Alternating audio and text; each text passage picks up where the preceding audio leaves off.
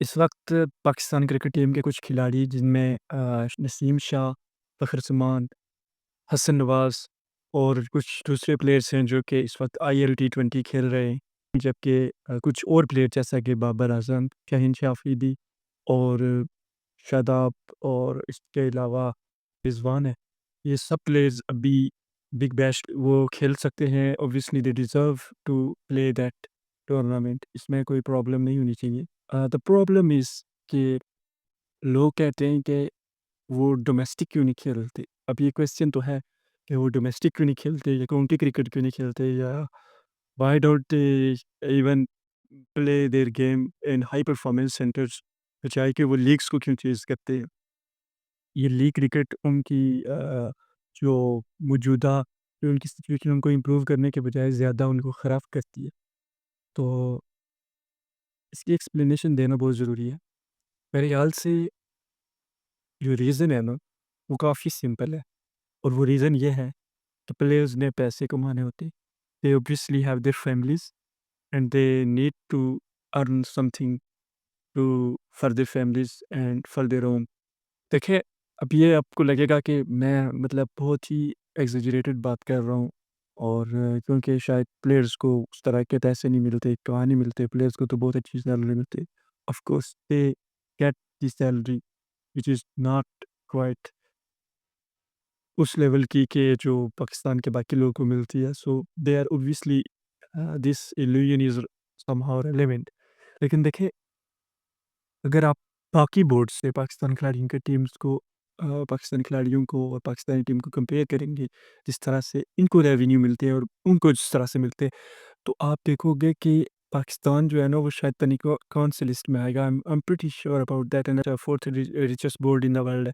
इसके बावजूद जो रेवेन्यूज़ है वो प्लेयर्स को नहीं दिए जाते उस तरह से and the players obviously can not earn the peanuts, they have to go for gold. उसके अलावा दूसरी प्रॉब्लम ये है पाकिस्तान क्रिकेट में कि लगातार प्लेयर्स को ना टेस्ट क्रिकेट खिलाया जाता है या फिर उनको फॉर्मेट्स में जो है वो शफल किया जाता है अगेन एंड अगेन। और जब वो ऐसे करते हैं तो ऑब्वियस सी बात है प्लेयर्स हैं, अब ज़ाहिर-सी बात है सेंट्रल कॉन्ट्रैक्ट है तो कर सकते हैं, इसमें प्रॉब्लम नहीं है। प्रॉब्लम इस चीज़ में है कि इस तरह से प्लेयर्स को आप प्रोटेक्ट नहीं करते। आप उनको इंजरीज़ का शिकार बनाते हो, आप उनकी जो ओवरऑल परफॉर्मेंस है, उनके बायोमैकेनिक्स है, उनको वीक करते हो। मोहम्मद आमिर ने तकरीबन 3-4 साल पहले ये बात की थी, तब उसको बड़ा क्रिटिसिज़्म सहना पड़ा था। उसने कहा था कि अभी शहीनशाह अफरीदी बहुत यंग है और उसकी बॉलिंग भी बहुत अच्छी है और वो उसको लगातार खिलाई जा रहे हैं।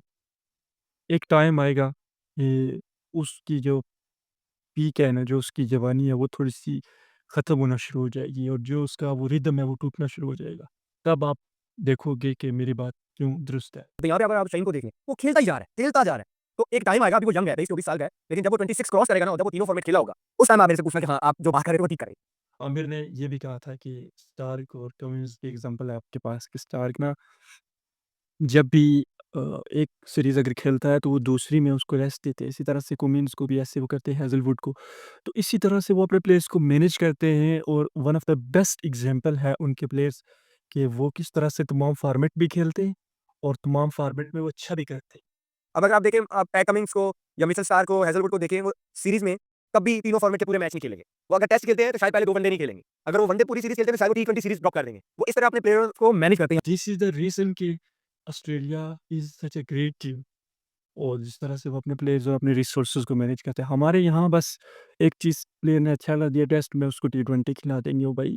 पहले उसका कुछ उसकी ओवरऑल ग्रूमिंग करो, उसको शफ़ल करो, फ़ॉर्मेट उसके जो है वो मैनेज करो, उसका वर्कलोड देखो, फिर उसके बाद करो।